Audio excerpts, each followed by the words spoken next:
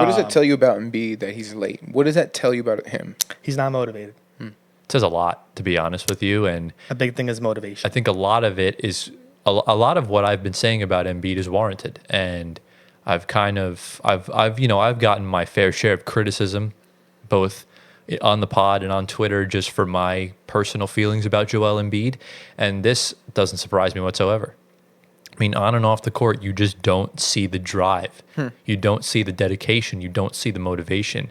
I always said Embiid's a convenient superstar. He only shows up when it's convenient for him, i.e. the Olympics. Clearly was not fit to play, but you got a free ride to a gold medal, sign me up.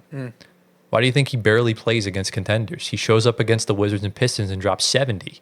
But show up in Denver? No, I won't do that. So that's kind of along the lines of why I think things boiled over, especially when it comes to the playoffs as well. When you don't show up in a win-or-go-home Game 7, and then you have the audacity to say in your post-game press conference, I can't win alone, like that's bad.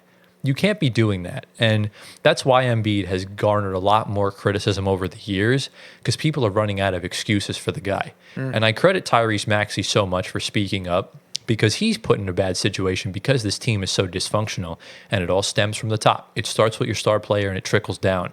So if Embiid's showing up late for practice and team activities, it's going to set a standard and a precedent that everyone else can do the same thing. Yeah. And that's kind of the big issue with Embiid specifically. And even still, like, you heard Paul George say something the other day, like he said that he hated how they were trapping him on defensive possessions. Like, bro, grow the fuck up. You're making like $200 million in the NBA. And you're a star player, you're a Hall of Famer. Like defenses are going to guard you, like how they're going to guard you. So there seems to be a clear identity problem with this team. And look, I just don't think it's healthy. And even in the front office, Daryl Morey had the whole lying thing with James Harden previously. We all know about the Sam Hinkie days when they were egregiously tanking for all those picks. So this team really needs to take a good look at themselves in the mirror, and hopefully for them, this whole boiling over in the locker room, I think it took like an hour and a half for them to get everything they wanted to say off their chest. Hopefully this wakes them up. This is good. Starts something for the future. But what do you think, Gio? I think this is what good teams do. Good teams have these hard, tough conversations. I'm not giving up on the Sixers yet, because I think Maxey actually is a good leader.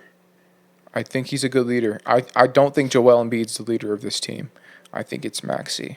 Right. And I think that's clear because he actually puts in the work. He actually shows up on time. He's actually on the court. You know what I'm saying? Like, you can't necessarily be a leader if you're not out there with the guys playing. You know what I mean? Yeah. Like, there's only so much you can say. So I think Maxey's the leader of this team. And, but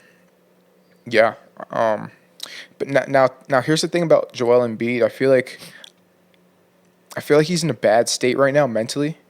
And I know, like, Kevin Love and, like, a bunch of other players have talked about, like, the mental health of athletes. Yeah. And so I think that whatever's going on social media, all the hate that he's getting on social media that might be warranted or that might be unwarranted, all that stuff I think is getting to him. And now he's seen, like, to your point, Anthony, I think he's unmotivated. He may be depressed. I'm not saying he is. He may be a little depressed because, when you're injured, it's hard. It's not just a physical thing. It's a mental thing too. Right. And so there's multiple things going on here. And I just want to give him I want to give him some grace. You know what I mean? I'll play some devil's advocate. Go for it. So, like, the Olympics is a great point from Tyler. Because I was going to bring that up. How is he conveniently healthy during the Olympics and plays a good amount of minutes in the Olympic Games? And he could get on the court and he looks pretty phenomenal in Olympic Games. Didn't look pretty bad. He looked pretty good. Yeah. He looked like he was fine. And Well, he won a gold medal. I would say he's motivated. He got a gold medal. He's pretty happy. There were games that he did not play good in. Like, there were some games he was borderline unplayable, and those happened to be against a lot of the good teams. So he really showed up against, like, who was it, Puerto Rico or... Yes, Puerto Rico did show up. But how do you go from, I guess, playing competitive basketball in those games to now you can't see even a minute on the court?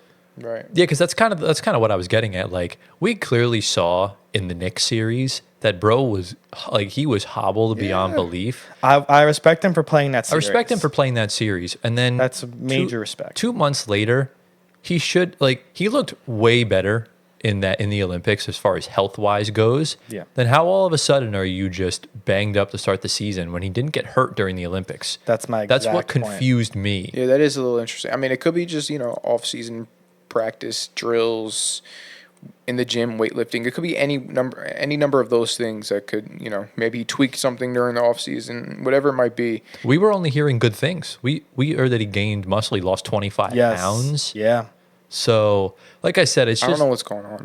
I'm running out, I've ran out of excuses for the guy I'm trying years to ago. figure out some excuses. Yeah, I'm telling you, No. there's nothing else There's to do. no more excuses. I don't. It's I want to believe in the guy. yeah. It's You do, because his potential's so stupidly high that this dude could genuinely, he had the ceiling of being one of the greatest centers ever. But unfortunately, if you compare him to a guy like Jokic, for example, because the two were comparable for the most part of this decade so far, is that you look at Jokic, is that he doesn't get involved with drama on or off the court.